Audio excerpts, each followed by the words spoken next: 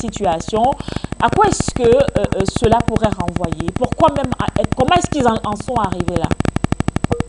Bah, écoutez, je crois quand même que on dit pour commenter l'actualité, c'est-à-dire que les choses actuelles, il faut connaître le passé.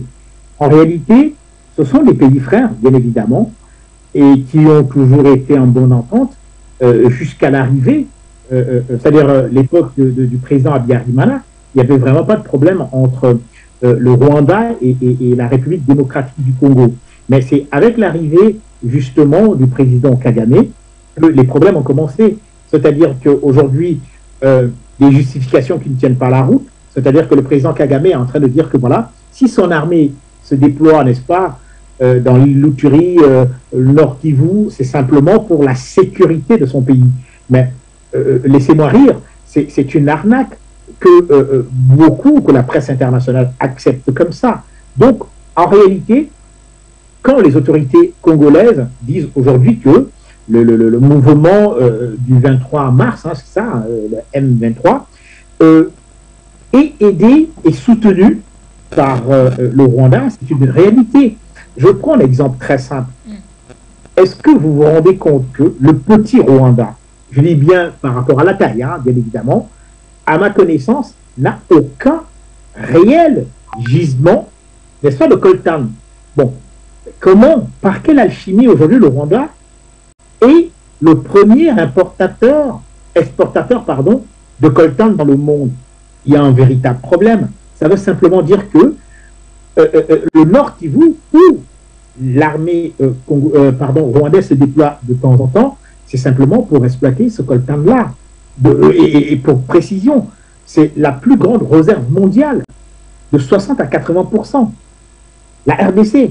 Donc, par quelle alchimie, justement, le Rwanda serait devenu comme ça, par enchantement, le premier exportateur de coltan? Donc, il faut comprendre que ces gens pillent.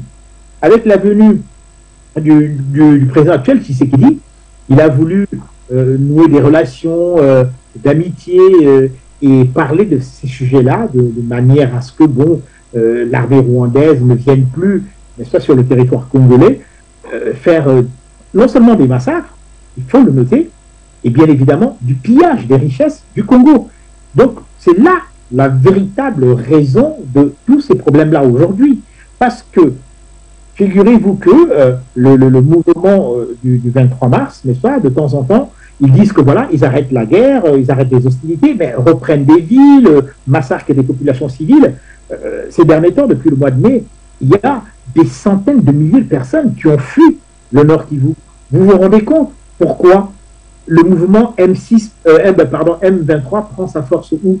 Donc, je crois qu'il faut comprendre qu'il y a un État derrière, et aujourd'hui, bien évidemment, cette réunion est un salut pour la RDC, parce qu'il faut rappeler quand même des choses qu'on ne dit pas dans les grands médias, c'est que cette zone-là aujourd'hui, c'est le plus grand génocide de l'histoire.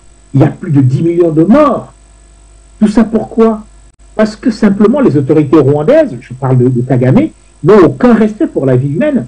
C'est-à-dire qu'il envoie ses troupes massacrer des gens simplement pour piller les richesses du Congo. Donc il s'en fout de la vie des Congolais. Et aujourd'hui même, il faut connaître l'histoire. Parce que quand on dit, quand on parle, n'est-ce pas, on dit tout le temps qu'il y a eu un génocide au Rwanda. Mais de quel génocide parle-t-on?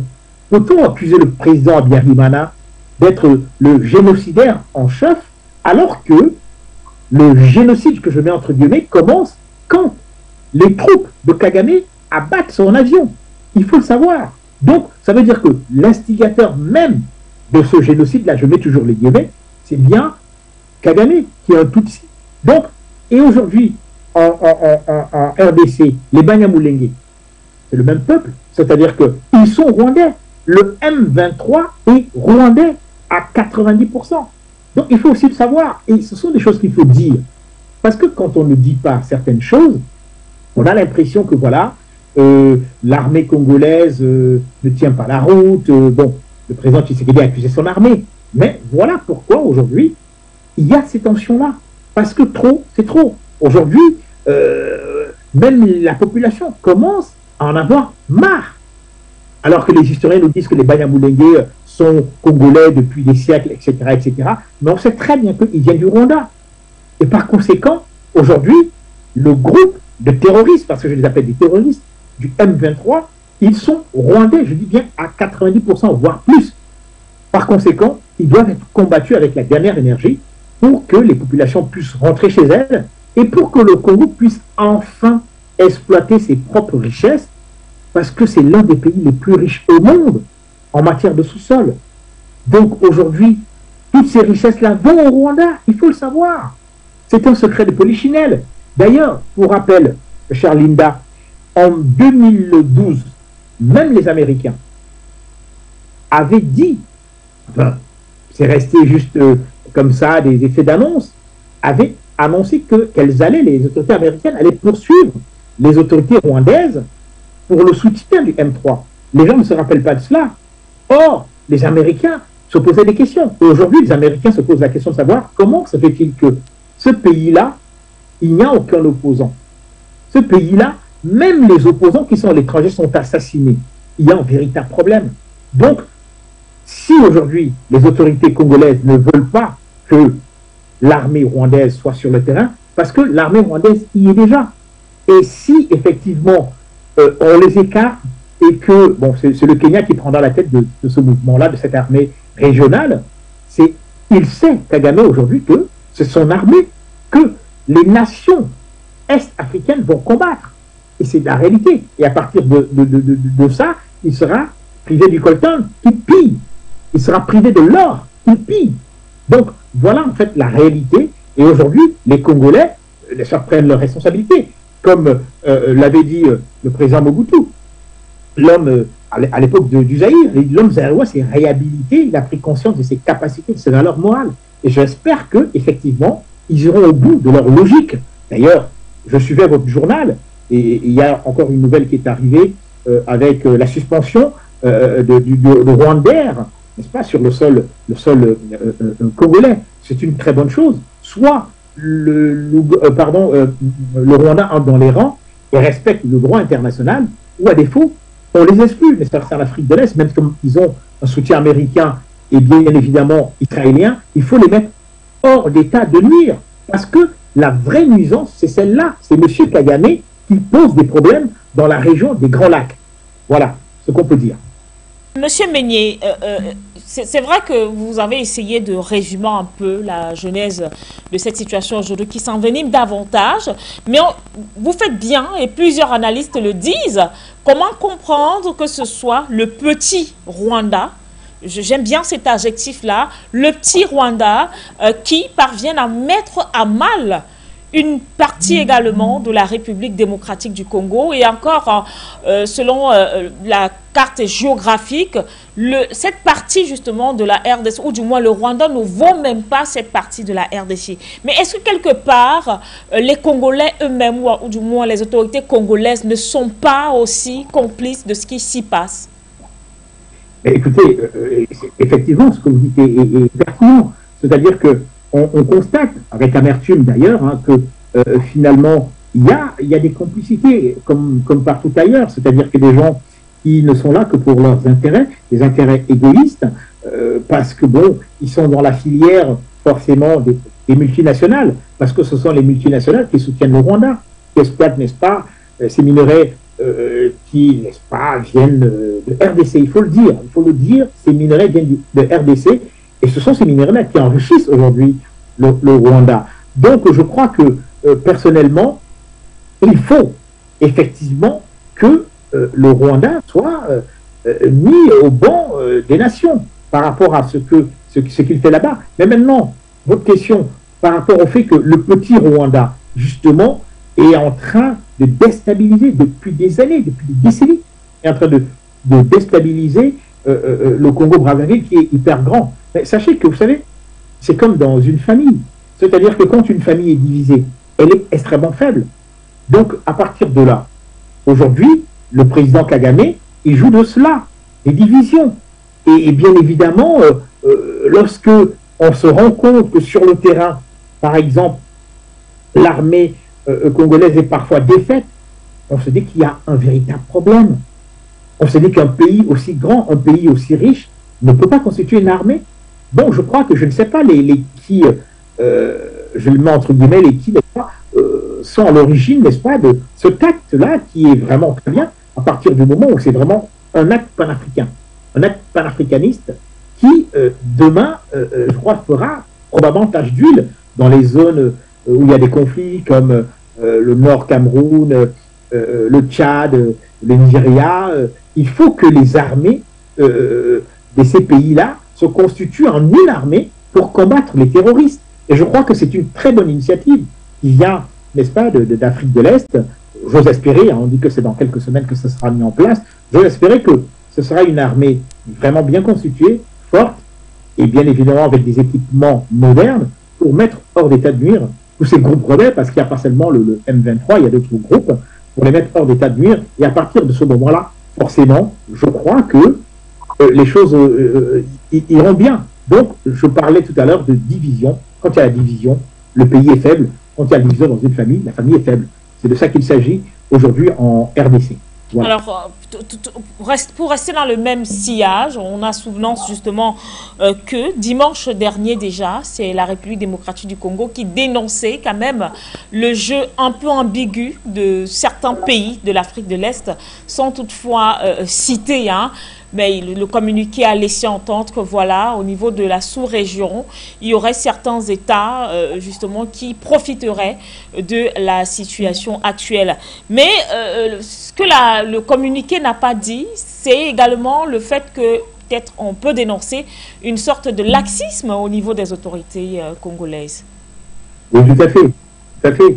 C'est-à-dire que effectivement, il y a eu cet essai de laxisme où les autorités auraient pu, depuis longtemps, très longtemps d'ailleurs, faire le nécessaire pour protéger les populations civiles. Parce qu'il faut quand même noter que dans cette zone-là, le M23 a détruit plus de 58 établissements scolaires, des hôpitaux, etc.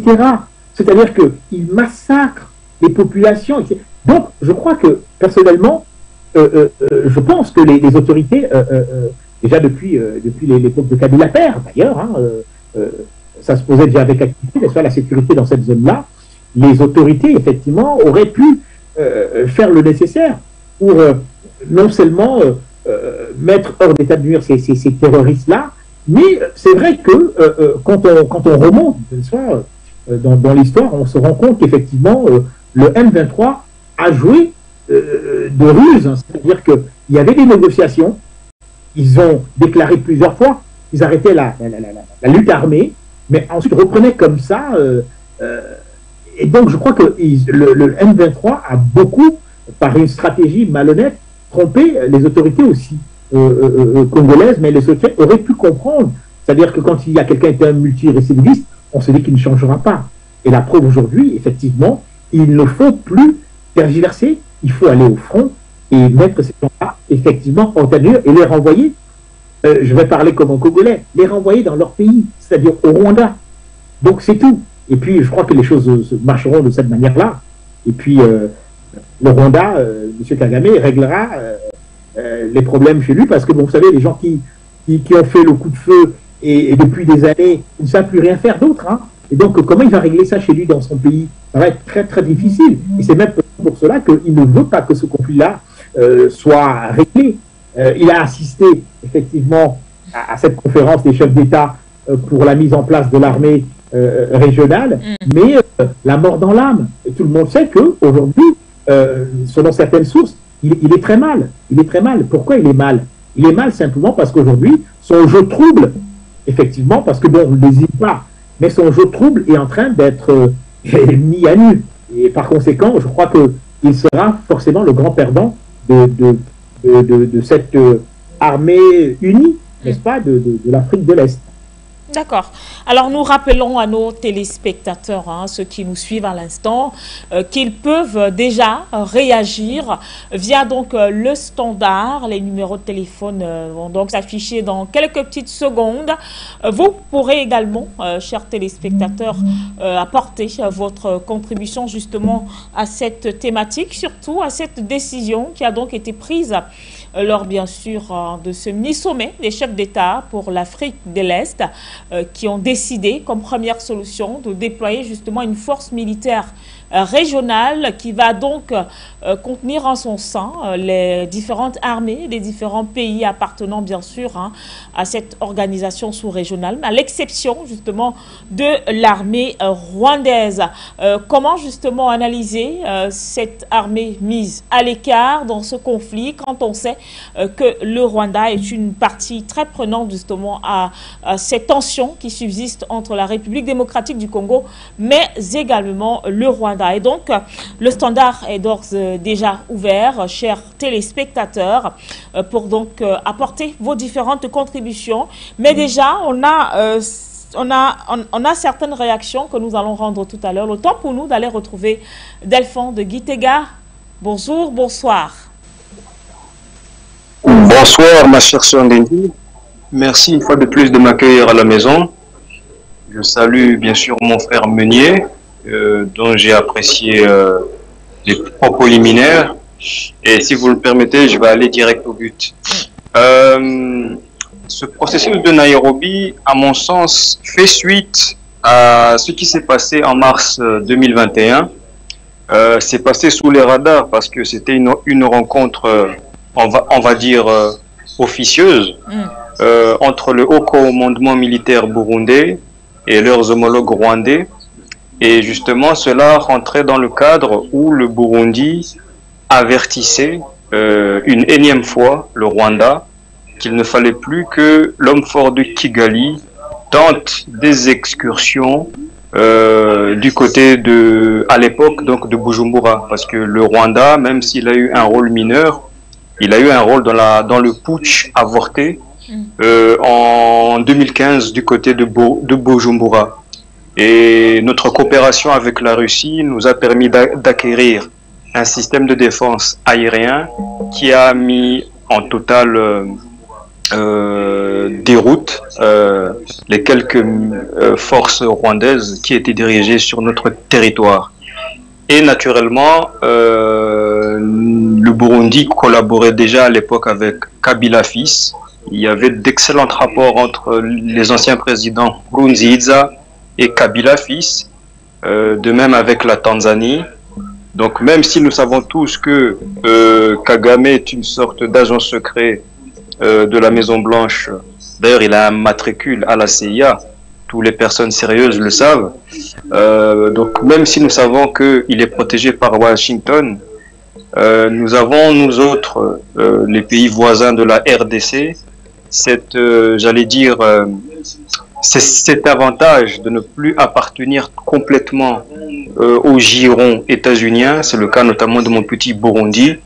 Et donc, il semble que nous ayons pris, du moins les autorités, non seulement du Burundi, mais aussi de mes frères et sœurs non loin de là, dans la région de l'Est, donc, ont pris la décision de mettre sous pression Monsieur Kagame, d'autant plus que, pour compléter mon frère Meunier, en vérité, ce sont les anciens présidents Bill Clinton et ses ambassadeurs, donc à l'époque en RDC, Monsieur Flatten et son homologue, j'ai oublié son nom, qui ont organisé l'assassinat de l'ex-président Habyarimana, parce que déjà à l'époque, les États-Unis voulaient éjecter la France de cette zone, comme ils sont en train aujourd'hui d'essayer d'éjecter cette même France de la zone CFA.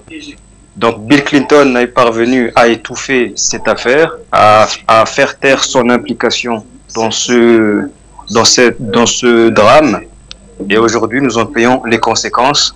Mais comme le sujet le pose ce soir, les États voisins de la RDC ont décidé, j'allais dire, de prendre les choses en main. Et nous allons essayer de faire ce que nous pouvons parce que Tshisekedi reste un nègre de maison, tout comme Kagame. Mais nous sommes vraiment décidés à récupérer les terres de nos ancêtres.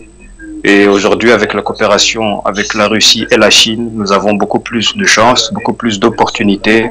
Et je peux vous garantir que nous n'allons pas faire les choses à moitié. Naturellement, c'est un processus qui va prendre du temps, donc je suppose que le sujet va revenir plusieurs fois sur les ondes de For You Media.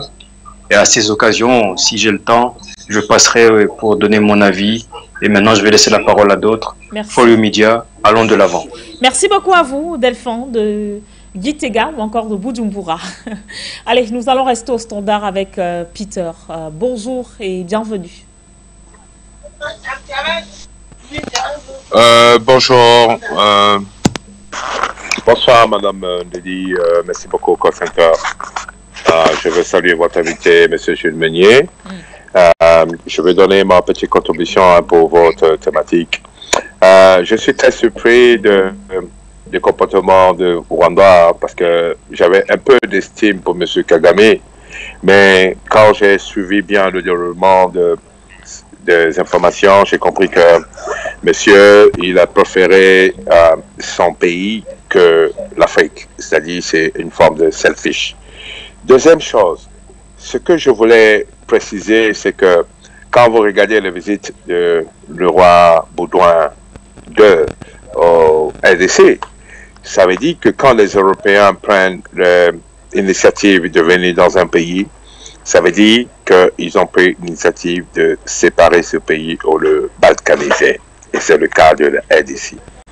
Je veux saluer la réaction des pays de l'Est qui ont décidé de barrer la route à ce qui va se passer en RDC, parce que ça peut être aussi le cas dans les autres pays comme Zimbabwe, Zambia et même Ouganda qui est aussi proche. Et là, on comprend que la transition écologique européenne, surtout avec la guerre en Ukraine, avec la Russie, empêche les Européens de s'approvisionner en nickel et en autres composantes qui peuvent permettre la fabrication des batteries électriques. Alors, il fallait trouver un pion en le subventionnant avec les dollars les pounds qu'il va recevoir de Grande-Bretagne sous prétexte d'accueillir les réfugiés, mais qui en réalité est un émolument qu'on lui donne pour soutenir la rébellion à l'est de RDC, afin de provoquer un chaos et balkaniser ce pays et profiter des ressources énergétiques minéraires de la RDC. Donc là, nous assistons à une sorte de gangster, de voyous européens qui prennent encore les Africains, surtout la RDC, comme des sous-hommes. Il faut que les Congolais réagissent. Il faut que aussi l'Afrique soit très ferme dans cette situation, parce que on risque de rester le bottom de la classe si jamais le conflit entre Russie et Ukraine arrive à terminer. Et si le problème en Afrique n'est pas résolu, c'est le moment de lever l'intelligence pour résoudre rapidement ce problème. Il faut que les gens de l'Afrique de l'Est, je parle des pays impliqués, puissent réagir très fortement pour exterminer et éradiquer cette rébellion, pour qu'on trouve la source véritable de financement de cette rébellion. Si c'est le Rwanda, ils vont passer au tribunal international. Si c'est les Européens, on va aussi sortir ça parce qu'aujourd'hui, Russie a le pouvoir et a de bonnes positions pour défendre les intérêts de l'Afrique. Je vais m'arrêter ici. Merci beaucoup, For You Media. Très bientôt. Bye. Merci beaucoup à vous, Monsieur Peter. Nous restons au standard, je crois, avec Monsieur Jean